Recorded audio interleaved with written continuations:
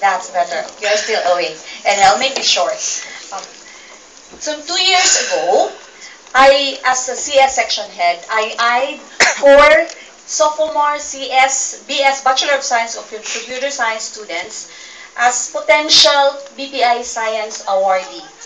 But my number was not correct because there were only 3 who applied for that, and 2 among the 3 become awardees. Not bad, right? 50% out of 4, so 2 out of 4 become awardees. So one of my thesis advisee is of course, one of the awardee, and he is a very good person. Of course, he's one person whom most, if not all, teachers would like to have as a student. Wow. And he's also not trusted only as academically, but also in terms of financial matters, because he is the treasurer and an assistant VP for Data Logic Society.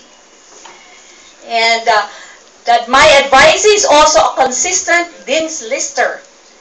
And he's going to be, or he is a candidate for summa cum laude this March 2013. Candidate. On the lighter side, I was told by his partner that he can balance his academics and his social activities well. So he has social life even if he is academically good. But most of all, this is the characteristic that I want the most. He is cool. And when I asked around, what else do you want me to tell about him? He said, tall, not dark, but he is good looking, and you will see later on that I'm telling the truth. So, not much to do. He's going to be presenting a thesis entitled A Cebuano Translator for a Grade 3 Public School English Science textbook. And this research is a product of hard work, yes, with his partner, Mr. Julian Robin Sibi. Julian,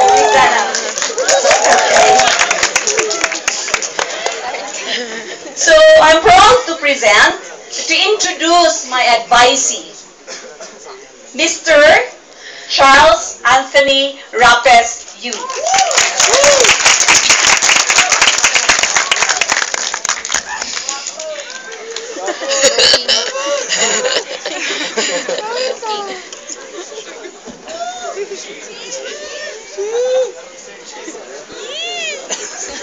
Si Mr. Chief. Dapat Sir Chief pala. Sir Chief. Oh, na picture.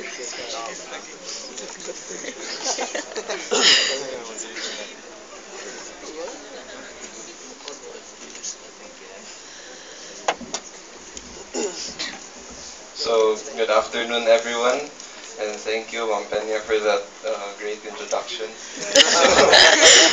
My thesis is entitled A Cebuano Translator for a Grade 3 Public School English Science textbook. So the title already says it's all. So first is the current Philippine educational system. So currently, the Philippines has implemented the enhanced K+12 basic education program for the school year 2012-2013. So what is this all about? So it adds 2 more years to the basic educational system of the Philippines. Another is, one of its salient features would be the Mother Tongue-based Multilingual Media of Instruction, or the MTB-MLE.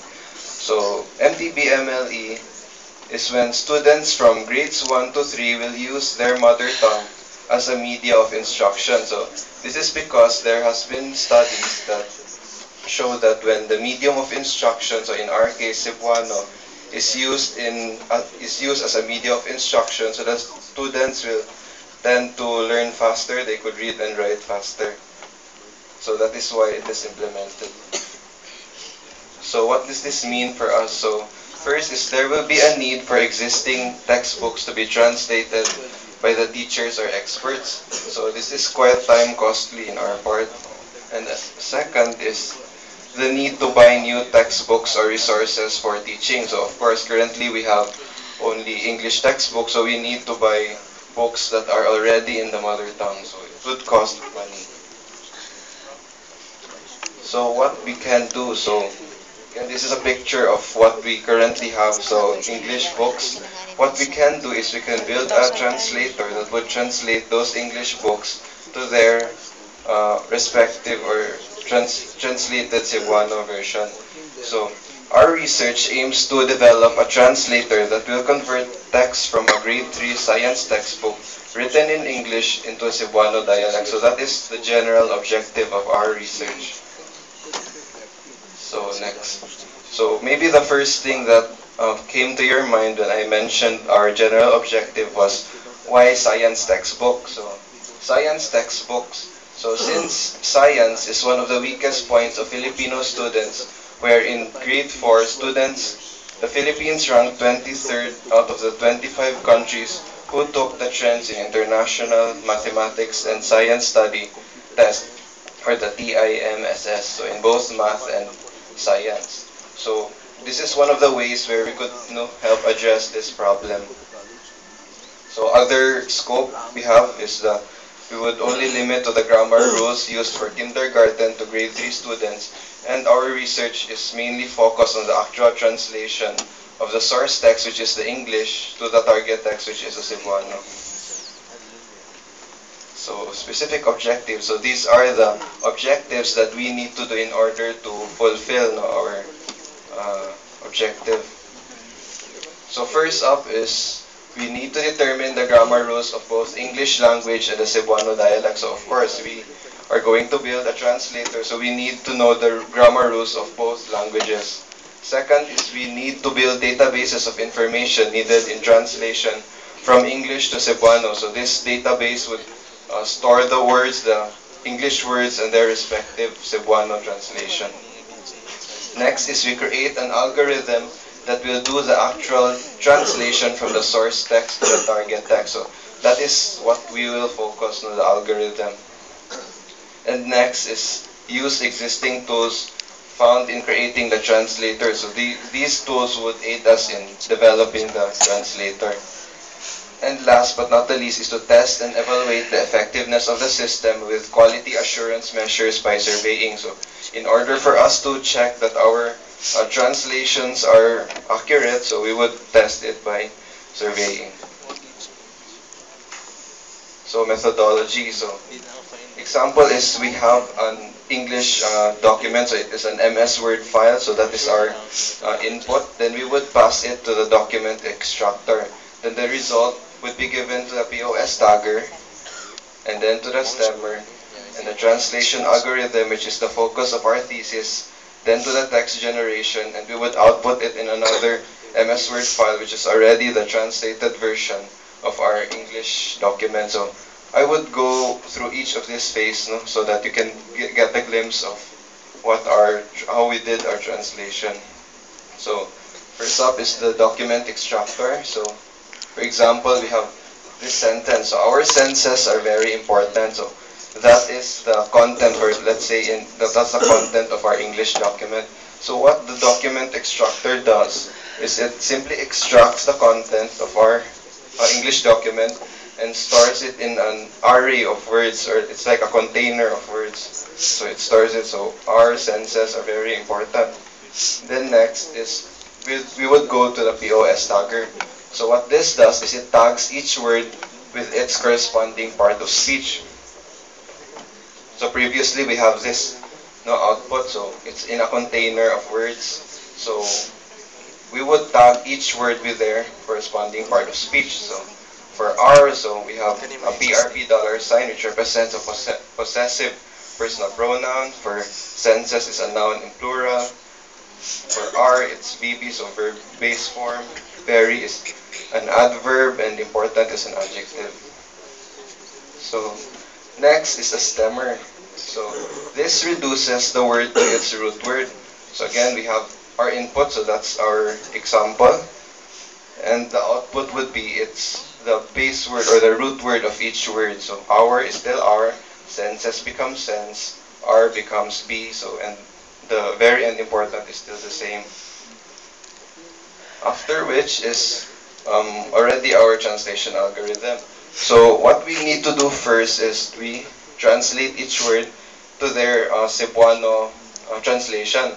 So, okay, so it's already translated in their Cebuano. So atong mga sentido ang kaayo importante. So notice it's not yet in its proper position, so the words.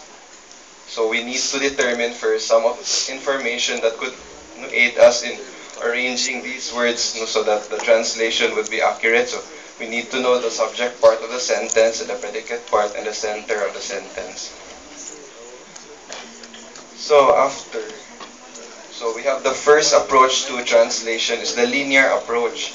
So example, we have this, and example, we have one of the grammar rules of Cebuano is that um, the predicate part of the Cebuano sentence would come first before the subject part. So example, if we have a rule that says we should put the adjective in the first part of the sentence.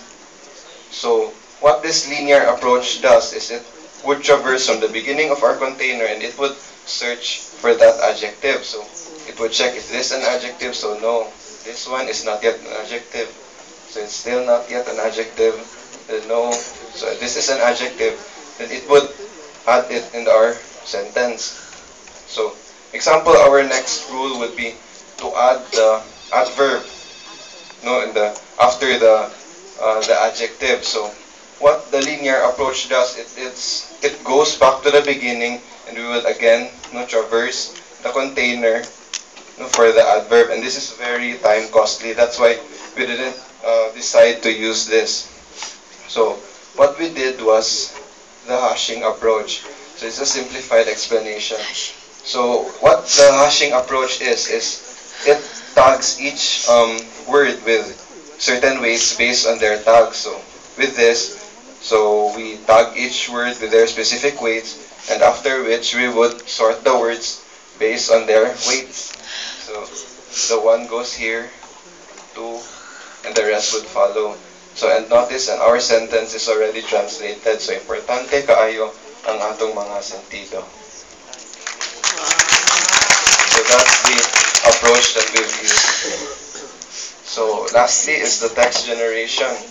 So we have this translation already, and we would just write it to a Word document, which is a Cebuano document.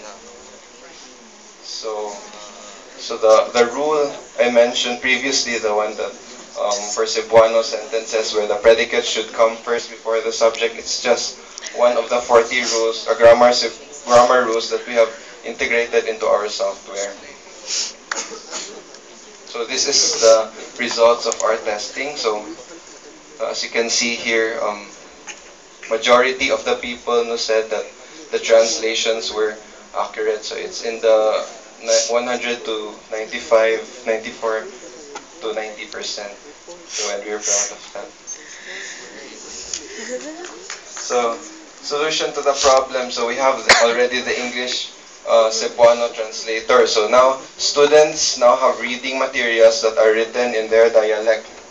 Teachers will have teaching tools and materials that are in the mother tongue, and DepEd will have software that will supplement the need to create new resources. So for us, this is a solution to the problem. So conclusion and recommendation. So first, we can recommend, so we can add more grammar rules to the translation. So the more grammar rules there are, so the translation will be more accurate. So next, you can add new words if it is not found in the database. So we can add a functionality where, example, a certain word is not yet in the database and it is encountered by the translator. The user can, the system can let the user input its translation, and by the next time it would encounter that word, it can already translate. And we can also add a spelling checker to check the spelling of our input document. So lastly, our conclusion, we want to spark the interest of Filipino researchers in producing translators of their respective dialects in order to help in the adoption of the new students for K+12. So what we want to do is we would want to inspire other developers or programmers to also work on translators that would translate English to their respective dialects, because Cebuano is just one of the 12 dialects that is in the Philippines. So and next is the demo. So those are some of the softwares that we've used. Okay, so the next part is I would do a demo of our software.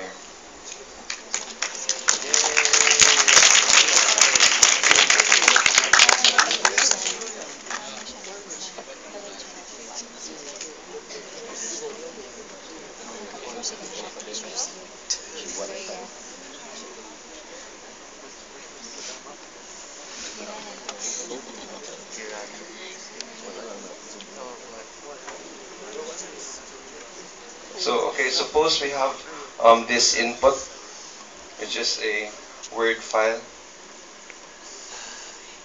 So this is our input. Our senses are very important. It is through our senses that we discover and learn about the world around us. We have 5 senses. Each of them has parts and functions which we should know and understand so we can take care of them.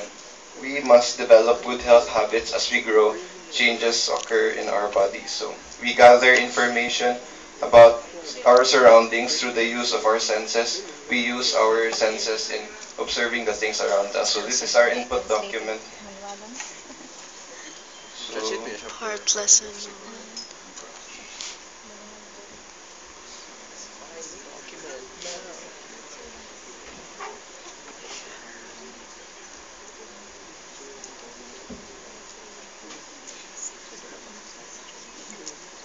so please click OK and wait for a few seconds.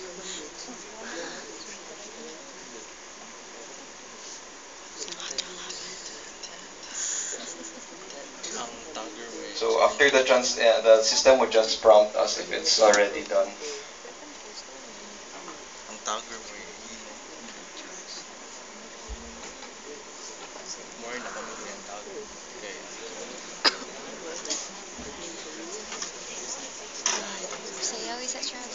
So the translated version is in this directory, and we can open it.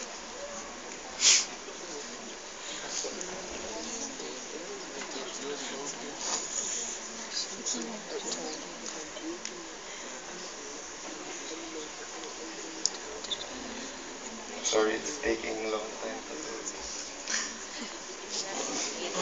Nashay.